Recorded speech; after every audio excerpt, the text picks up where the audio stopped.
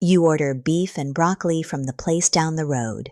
$8. The beef is soft, it gives under your teeth, it is wet in the middle, and it slips apart. Then on Saturday, you buy a good piece of steak for $18. You take it home, you slice it, you cook it exactly the way the recipe says, and it comes out gray and chewy and dry and tastes like something you have to work at.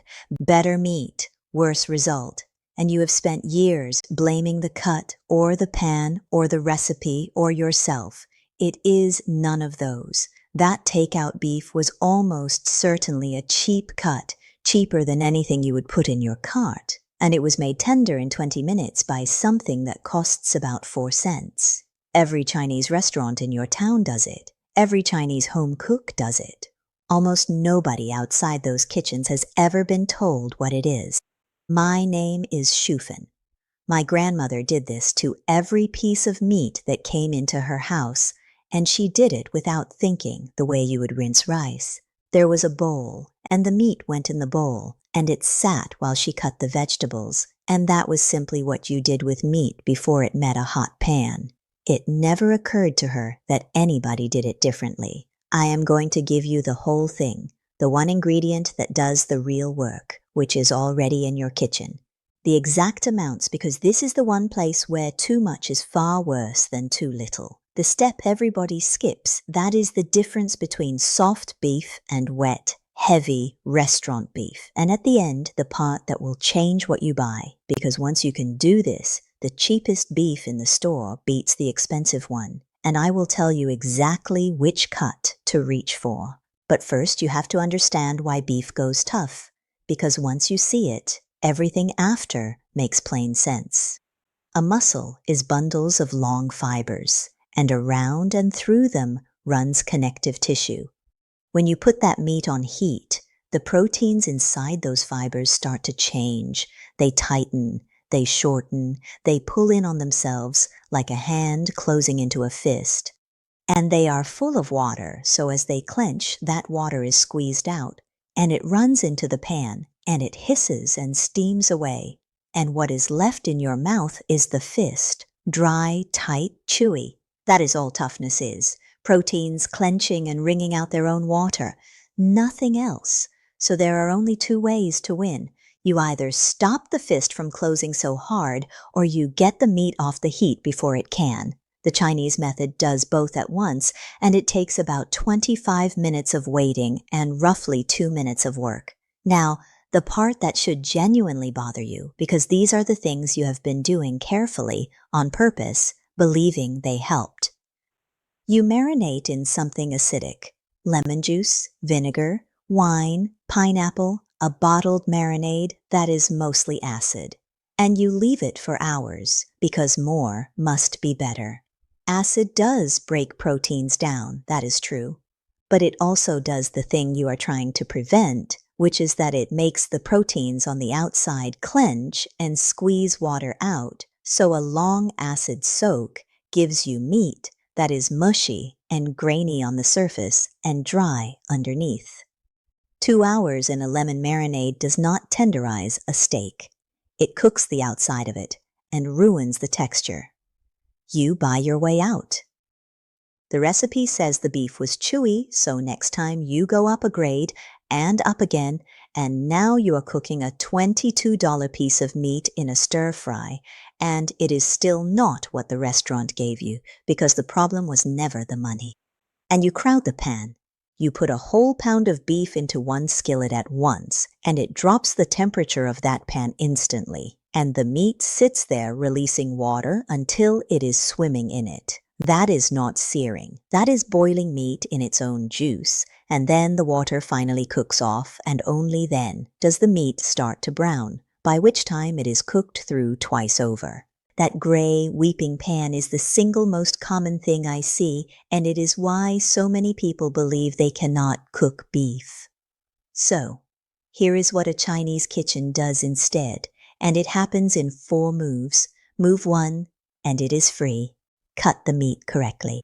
Look at the piece of beef, and you will see fine lines running through it, all going the same direction.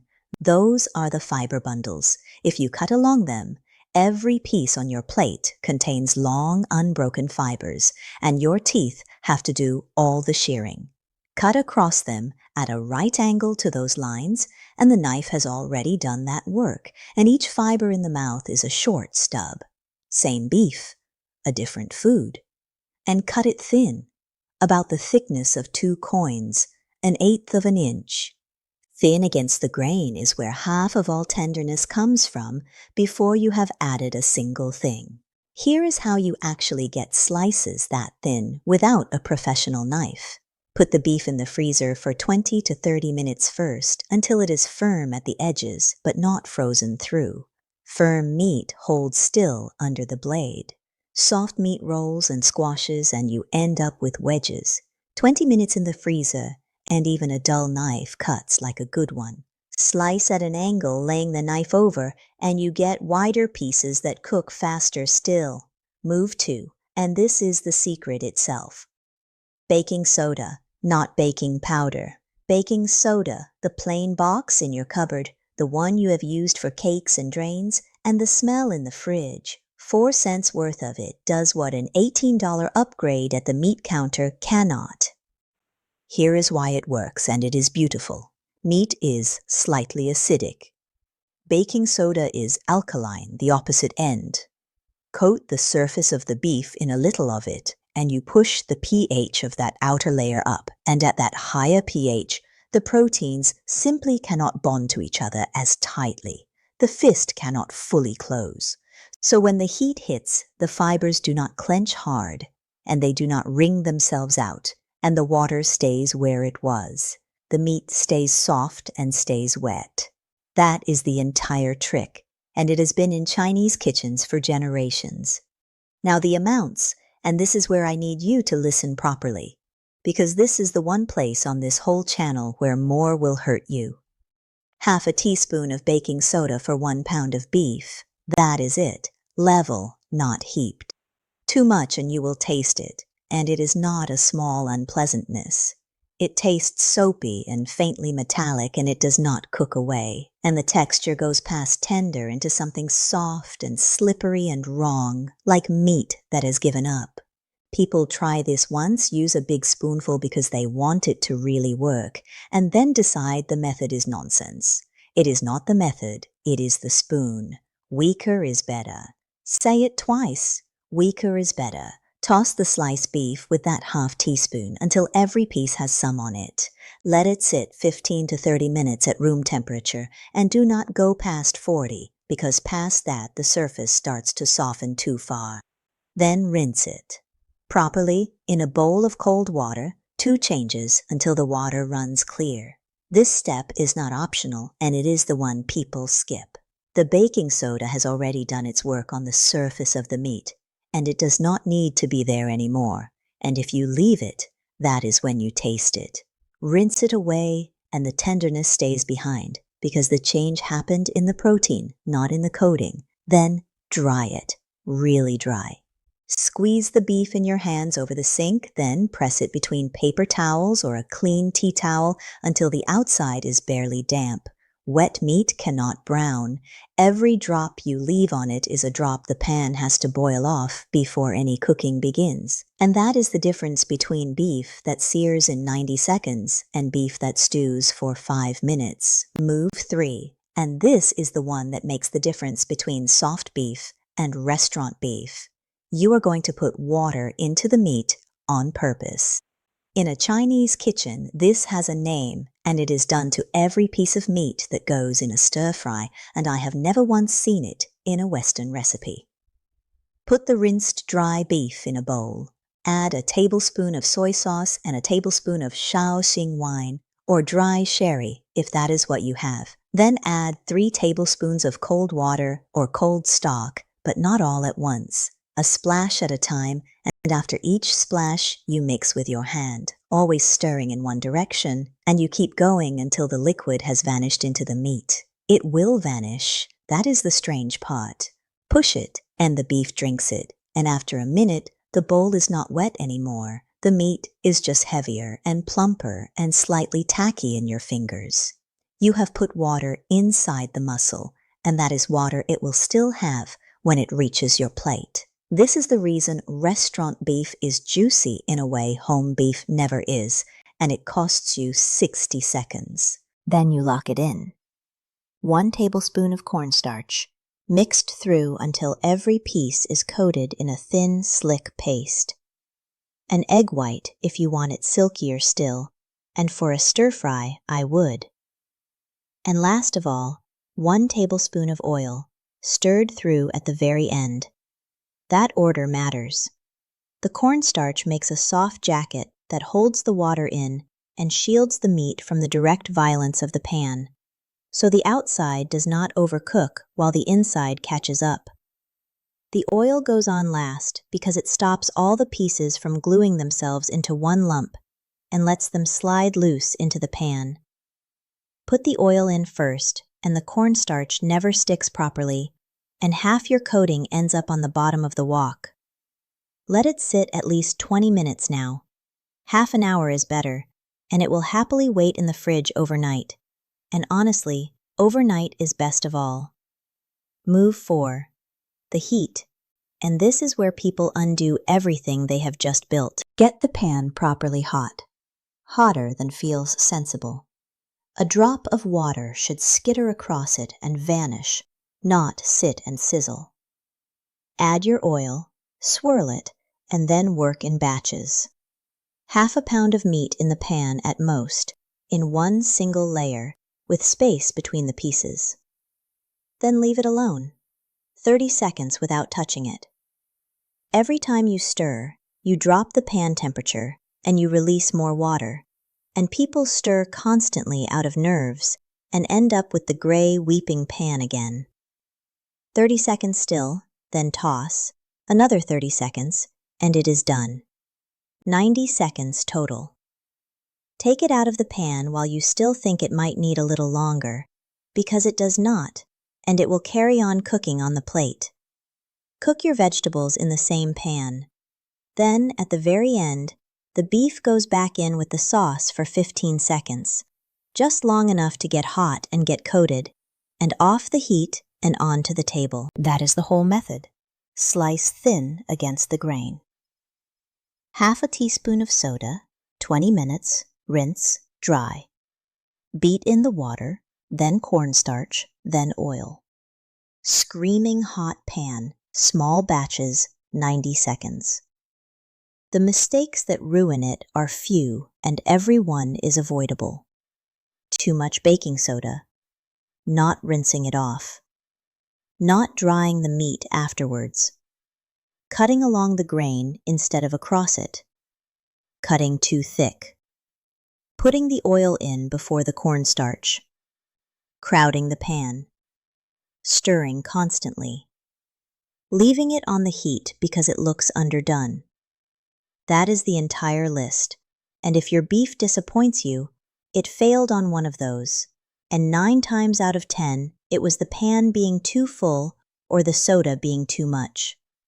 And now the part that will change what you put in your cart. Once you can do this, the expensive cuts become pointless for a stir-fry, and I mean that plainly. You are paying for tenderness, and you can now create tenderness yourself for 4 cents. So walk past the ribeye and the sirloin and buy the cheap ones. Flank steak. Skirt. Top round. Eye of round, which is one of the least expensive things in the whole case, and which nobody knows what to do with, because cooked as a steak, it is genuinely tough. Sliced thin against the grain, and treated this way, it comes out soft and juicy and tastes far more of beef than a mild, expensive cut ever does, because the cuts that work hardest on the animal have the most flavor in them. That is why they are chewy in the first place, and that is exactly the problem we just solved. This is worth real money. Eye of round at $5 or $6 a pound against sirloin at $12 or ribeye at $22.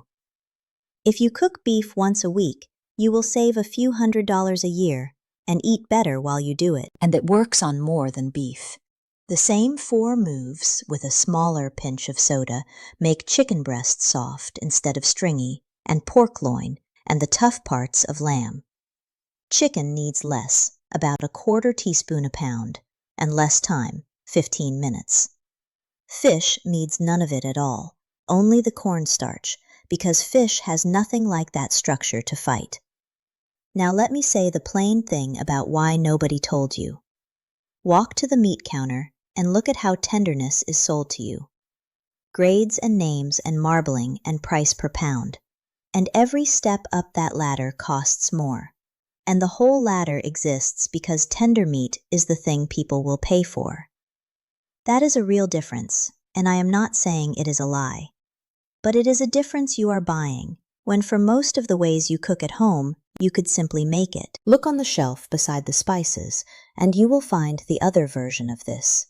A shaker of meat tenderizer, $4 or $5, and what is in it is usually an enzyme from papaya or pineapple that chews the proteins apart. It works in the sense that the meat gets softer, and it keeps working while it sits, and it does not know when to stop, so meat left in it too long goes soft and mealy and slightly rotten in texture. They sold you the harsher version of a thing you already own for 4 cents a spoonful. I do not think there is a wicked man in a back room. It is duller and sadder than that.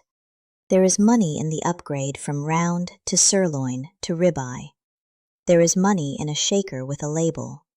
There is no money at all in the box of baking soda you bought for the fridge in a year you cannot remember.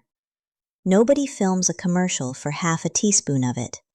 No salesman knocks on your door to tell you the cheapest beef in the case will beat the most expensive one if you give it 20 minutes and a bowl of water. So here is what I would have you do this week. Buy the cheap cut. Eye of round or flank, whichever is lower. 20 minutes in the freezer, then slice it thin, across the grain, at an angle. Half a teaspoon of baking soda to the pound. 20 minutes. Rinse it well in 2 changes of water and dry it properly. Soy, wine, then 3 tablespoons of water beaten in a splash at a time until it is gone. Then a tablespoon of cornstarch. Then a tablespoon of oil, last. Rest it half an hour. Screaming hot pan, half a pound at a time. 30 seconds untouched, toss. 30 more, and out. Vegetables next. Beef back in at the end for 15 seconds with the sauce.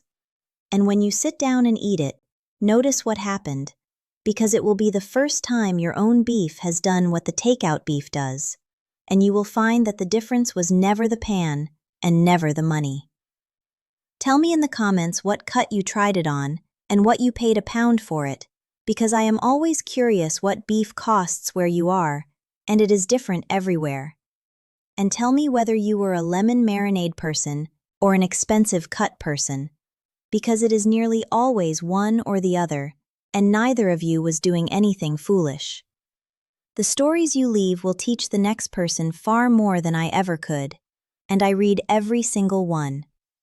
Next time, since we are on making cheap meat taste like money, I am going to show you the pot my grandmother kept and never once emptied. A dark, spiced liquid that meat goes into and comes out of, and that is topped up and used again and again, for years, for decades, and in some families for more than 100, so that a piece of it is handed to a daughter when she marries. It is the deepest flavor in Chinese cooking, and it costs almost nothing to start, and you can begin yours on a Sunday afternoon. That one is next.